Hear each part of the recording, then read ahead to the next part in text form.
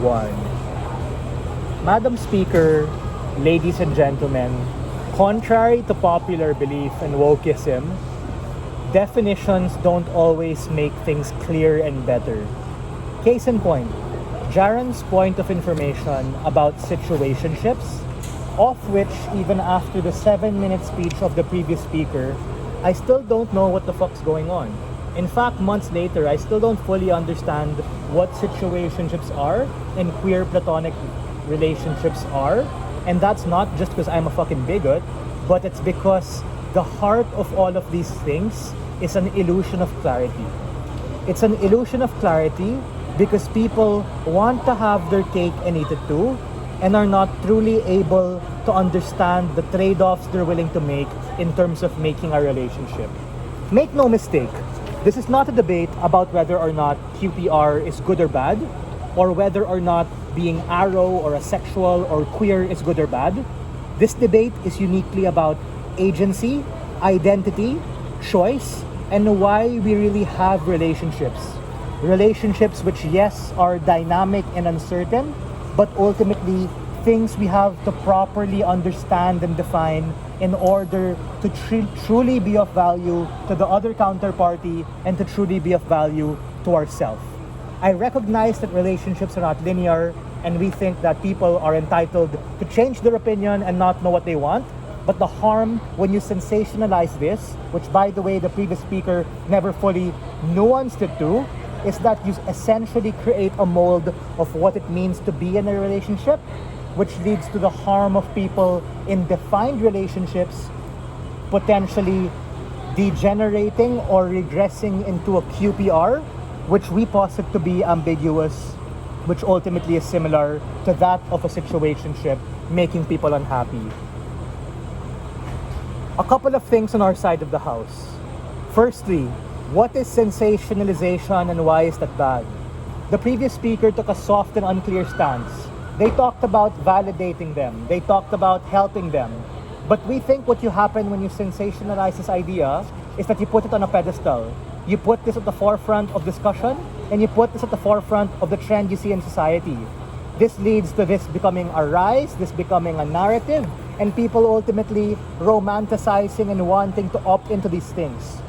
That's only good for people who believe and understand it, but we think on a similar vein, being able to sensationalize situationships does more harm than good, and every attack we have against that is parallel to QPRs, which drowns things and muddles them in ambiguity. They have to defend why putting this in the forefront of media and people ultimately talking about how this is the benchmark and legitimate thing to do is ultimately good for society. Don't get me wrong, it's completely valid. Our counterfactual is very clear. Absent sensationalization, we want to treat it for what it is, a minority fringe case similar to that of situationships. Why? Because majority of the world, whether or you're left or you're right, probably have some sort of inkling whether, hey, this person, I want to be a friend with them. This other person, I want to be romantically involved with them.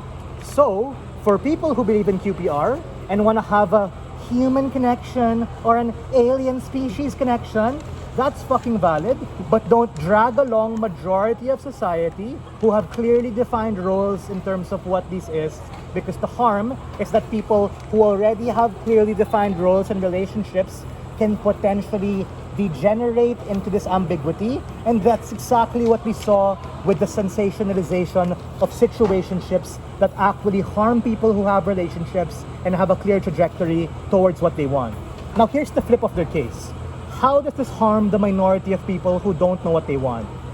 It catches them between a rock and a hard place, Madam Speaker, wherein I'm not saying that you have to force romantic or sexual or platonic. It's completely valid to not know what you want, but don't overly define this thing to the point that you claim to have an exercise over your choice and their choice in the name of saying that's true. Because we think at best, the infinite permutations of QPR make it really, really difficult for people to understand what they want. I recognize this is a valid thing, it's a valid choice, it's a transitionary period more often than not, like our friend who the person in the previous bench doxed in their speech, of which I'm very happy for. But I'm going to call him out. That individual claims to be Aro, but now he's starting to have a degree of romantic feeling towards someone else. So, instead of fucking hiding behind the veil of Aro, or even worse, the veil of QPR, fuck you, define yourself and have a chance to be able to do yourself of service to the other counterparty service. Go for it, my friend. Queerplatonic relationships are specifically a relationship that isn't romantic, just by definition of what it is. And so, just because they have this bond, doesn't mean that they're not being Aro or the Aro-Ace. My friend, don't lie to yourself, because that's exactly where the cognitive dissonance comes in, because at some point you're going to have to choose. That is to say, you have to choose being Aro and not liking this person, or you having to choose and let the romantic side win.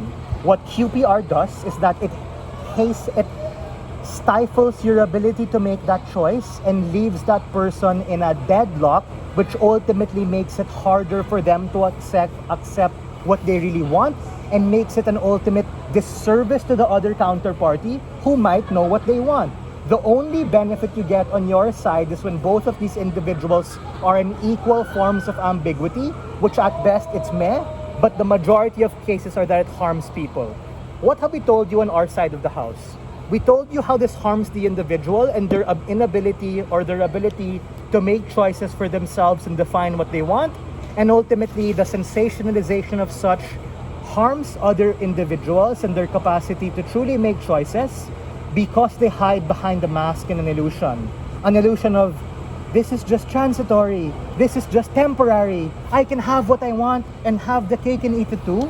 But in reality, at some point, these people have to decide. And the point in which, again, you sensationalize these things is the point in which you say it's okay to not decide, which ultimately in the long run harms them, harms their partner, and harms society.